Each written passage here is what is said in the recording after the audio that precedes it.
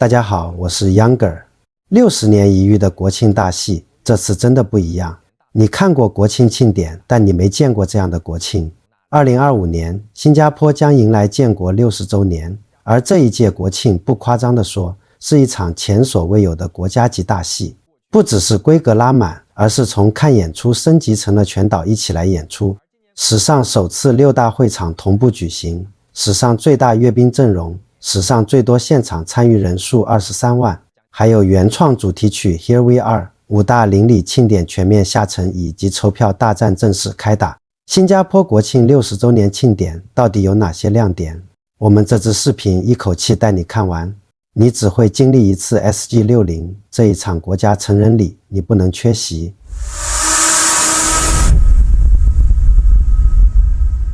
国庆对新加坡来说不是例行公事，而是一种制度化的仪式感。每年的8月9日，国家都会用一个仪式告诉人民，我们还在，我们还在前进。1966年，第一届国庆庆典只是一场朴素的升旗仪式，但那一刻对当时的人民来说意义非凡。接下来的几十年，从空军飞跃到红狮跳伞，从制服团体到战车巡游，国庆逐渐成为展现国家精神、军力和凝聚力的年度大片。有些年很特殊，比如2015年 SG50 全国热泪盈眶，是一次大规模集体回忆。再比如2020年疫情年，庆典虽然缩小，但空军绕岛飞行，飞过祖屋、医院和街道，为的是鼓励每一个宅在家的新加坡人。而2025年 SG60 则被定位为国家成人礼。这一次的新加坡不再用宏大叙事讲胜利，而是用一首温柔的歌唱出人民的日常与团结。今年的国庆主题曲叫 Here We Are， 由本地音乐人林与 Charlie Lim 作曲演唱，陈洁仪与 The Island Voices 共同演绎。歌词围绕归属感、家与彼此陪伴展开，强调国家不只是制度，更是人与人之间的连接。MV 场景设在仿佛学校礼堂的空间，由100人合唱团共同唱出我们还在，我们还在一起。以往的国庆庆典几乎都在政府大厦前的大草场或滨海湾浮动舞台举行，现场人数最多不过3万人左右。但这一次，主办方直接打破空间限制，同时启用6大会场。除了大草场，滨海湾5大场地首次联动 The Promontory 中央甲 Bayfront Event Space， The Meadow at Gardens by the Bay， Marina Barrage 滨海堤坝，新加坡体育城 National Stadium。 各大会场将设置 LED 巨幕，现场直播大草场演出，整座滨海湾摇身一变成为一个开放式剧场。预计现场总参与人数将超过23万人，是历年来的将近10倍。这是什么概念？是你无论站在哪个角度都在主场，是你不用做电视前也能沉浸式入戏。SG60 的最大亮点之一，就是它彻底打破了地面舞台与电视镜头的边界。你会看到空军编队飞行划破天际，红狮跳伞精准降落在大草场，同时海军蛙人将从滨海湾水域突击登场，与陆军战车同屏演出。而时隔6年，机动部队也将重返国庆现场，与警察部队、民防人员、港务局联合演示多机构协作战备展示。你可以看到反恐装备、城市灾难应对车，甚至是无人系统实操画面。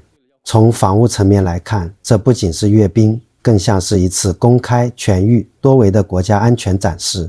SG60 的核心信息之一就是，我们不仅庆祝和平，也准备好守护和平。